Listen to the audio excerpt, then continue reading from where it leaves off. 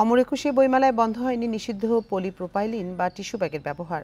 Bangla academy সহ প্রতিটি স্টলেই পরিবেশ নষ্ট হয় এমন ব্যাগে বই বিক্রি হচ্ছে।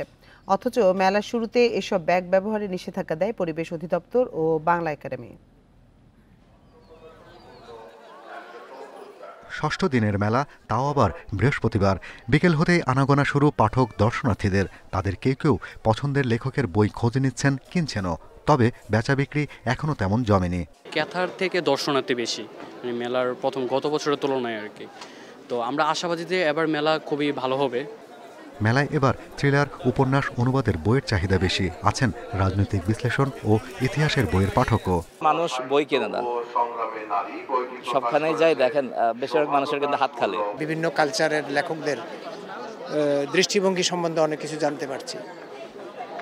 ধর্মীয় বইপত্র, অনুবাদ, ইসলামের উপরে এবং অন্যান্য রিলিজিয়ানের উপরে অনেক বই এখানে আসতেছে।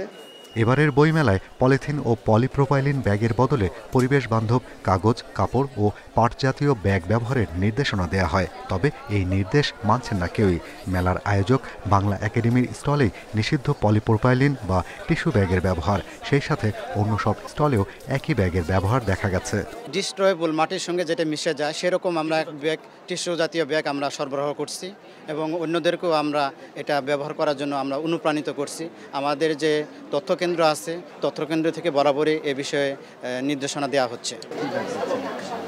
যে ওটা তো আমরা আপনার ব্যাগটা দিচ্ছি, যেটা টিস্যু ব্যাগটা ইউজ করছি। কাগজ ব্যাগও আছে, এখনো আসবে। বৃহস্পতিবার মেলায় নতুন বই প্রকাশ হয়েছে ৮০টি, এর মধ্যে কবিতার বই বেশি। অমর একুশে বইমেলা ৭ ফেব্রুয়ারি শুক্রবার শুরু হবে বেলা ১১টায়। ছুটির দিন প্রথম প্রহরটি শিশুদের জন্য উন্মুক্ত।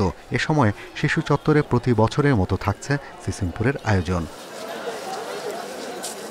Shahriar Anirban, independent news, Dhaka.